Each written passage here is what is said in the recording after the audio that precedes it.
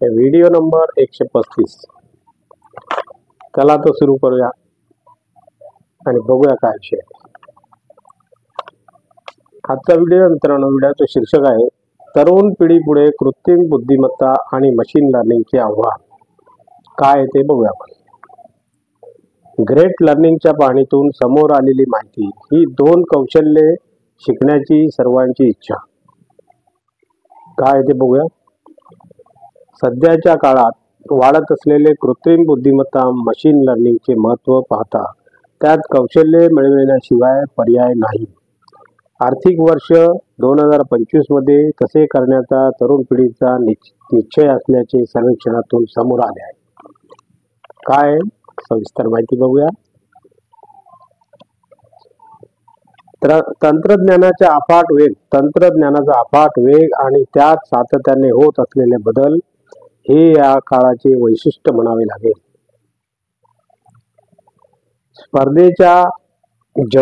स्पर्धेच्या जगात टिकण्यासाठी हे तंत्रज्ञान आत्मसात करणेही तेवढेच आवश्यक झाले आहे। कृत्रिम बुद्धिमत्ता AI आणि मशीन लर्निंगची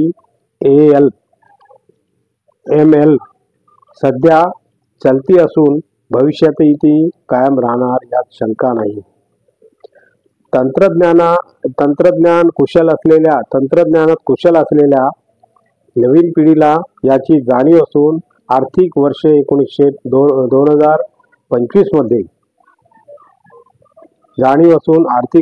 2025 मध्ये ही दोन कौशल्य शिकण्यावर त्यांचा भर राहणार असल्याचे कौशल्यांच्या क्षेत्रातील ग्रेट लर्निंग या प्लॅटफॉर्मने केलेल्या पाहणीतून स्पष्ट झाले आहे। तंत्रज्ञानाच्या विशेषतः कृत्रिम बुद्धिमत्तेच्या प्रगतीमुळे कामात आव्हाने येत असल्याचे दर 4 पैकी 3 प्रोफेशनल्सना वाटत असल्याचे या सर्वेक्षणात आढळले। बघा मित्रांनो, पुढे बघूया। AI बरोबरच मशीन लर्निंगचे कौशल्य शिकणे ही आवश्यक असल्याचे नव्या पिढीला वाटते। कौशल्यच नव्हे तर अन्य मुद्द्याबाबतही या पिढीची मते या पाहणीतून जाणून घेण्यात आली। नोकरी गमावण्याची आणि अस्थैर्याची भीती नवतरुणांना वाटते, असे ग्रेट लर्निंगचे सहसंस्थापक हरिकृष्णन नायर यांनी सांगितले। ते म्हणाले, कृत्रिम बुद्धिमत्तेने अनेक रोजगारांची जागा घेण्याची जाणीव या पिढीला आहे।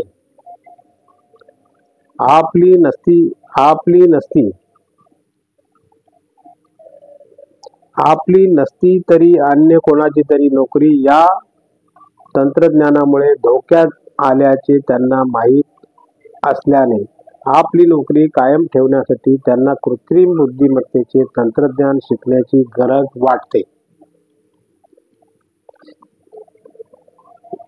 जेन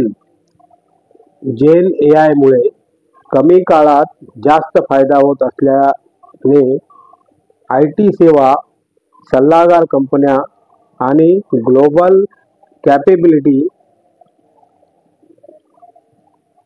सेंटर्सना GCC समजले जाते। GCC समजले आहे।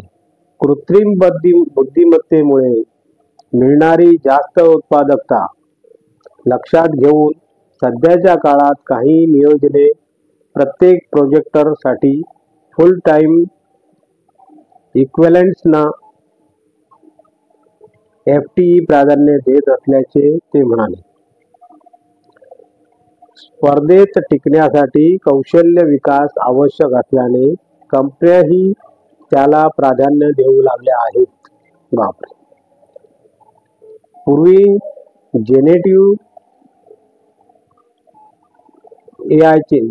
जेनेटिव्ह एआयचे कौशल्य फक्त तांत्रिक विचारातील लोकांना शिकविले जात होते। मात्र आर्थिक वर्ष 2025 मध्ये त्यात बदल झाला असून कार्यवाही, ऑपरेशन्स, ग्राहक सेवा विभाग, HI, वित्त आणि विपणन आदी विभागातील लोकांनाही त्याचे ज्ञान दिले जात आहे.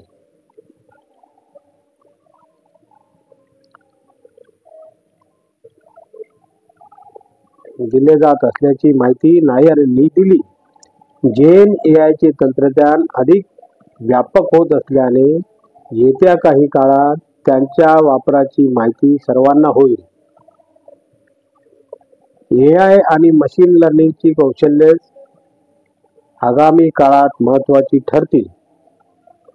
ती कठीण असल्याने शिकण्यास बराच वेळ लागेल. तर अशी ही कृत्रिम बुद्धिमत्ता आणि मशीन लर्निंगचे आव्हानांचे जे आलेलं आहे, त्यामुळे जे मुलांना याबाबत जे अभ्यास करावा लागत आहे, जे शिकावं लागत आहे, त्याबद्दलची मी काही माहिती तुम्हाला मित्रांनो दिलेली आहे. तर त्यानुसार माझा व्हिडिओ संपलेला आहे. तरी नमस्कार, जय हिंद.